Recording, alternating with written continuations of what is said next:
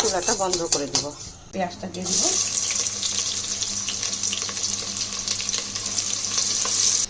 আমার রান্নাঘর থেকে সুন্দর ওই দূরের তারাটা দেখা যাচ্ছে। দেখা যাচ্ছে? এটা একটা তারা, খুব মিটমিট করে জ্বলতেছে। খুব খুব কাছ থেকে যদি দেখাই, এই যে তারাটা অনেক সুন্দর না? আমার পেঁয়াজটা মোটামুটি ভাজা হয়ে গেছে, এর থেকে বেশি ভাজতে যাব না।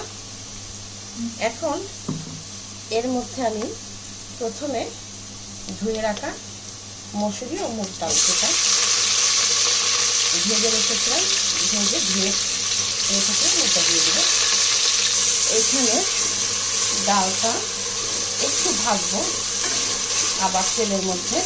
আমি কিন্তু ভেজেই আগে তারপরে ধুয়ে নিয়েছিলাম, কিন্তু এখন আমি আবার তেলের মধ্যে থেকে ভাজবো।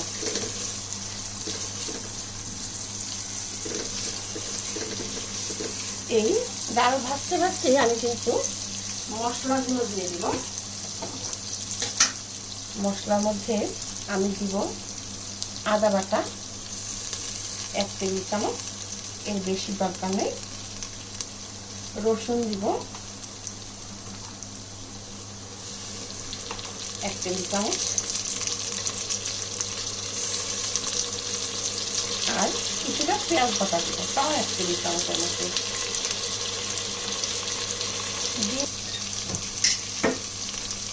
মরিচ গুঁড়া দিয়ে দিব,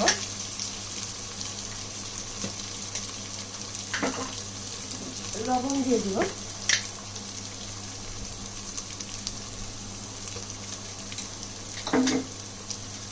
এটা আমি পুরাটা মাখো মাখো করে ভেজে নেব।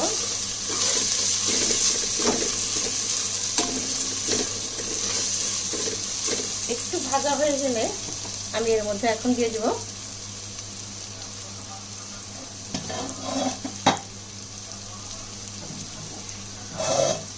ভেজে রাখা চালটা, দিয়ে দিলাম।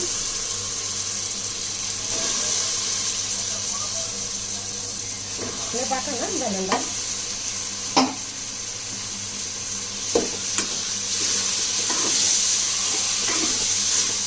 এখন এই চালটা ডালটা আমি খুব সুন্দরভাবে কষাবো। অলরেডি অনেক সুন্দর ধান বেড়ে আসছে, এটা দিয়ে হবে না, যেহেতু একটু ভাব হবে প্লাস্টিকের স্পেসিফাই দিয়ে নাড়তে গেলে। 3.5 কাপ পানি দিব, 4 কাপ দিব না।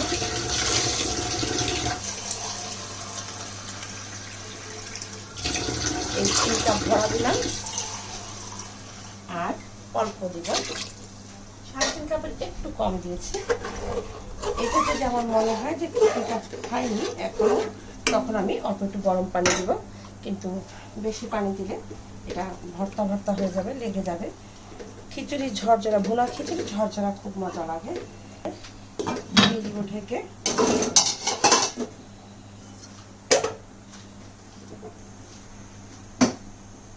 কাঁচামরিচ টেলে নিব, কারণ হচ্ছে আমি একটু মরিচের ভর্তা বানাবো। খুবই সামান্য একটু মরিচের ভর্তা বানাবো। সাথে আমি পেঁয়াজটাকেও ভাজবো একই সাথে, অল্প একটু ভর্তা বানাবো।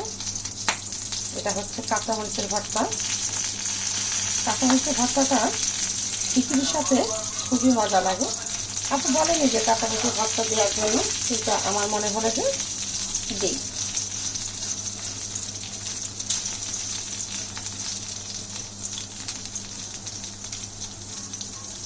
এই আর দিতে হবে না, এতটুকু যথেষ্ট।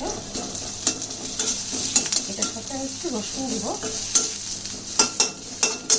এটাকে হামানদিস্তা নিয়ে নিচ্ছি। আসলে এই কাঁচামরিচের ভর্তাটা পাটায় বাটলে মজা লাগে না, এটা একটু আধা ভাঙা থাকলে মজা লাগে বেশি। আমি এটা করে দেখাচ্ছি।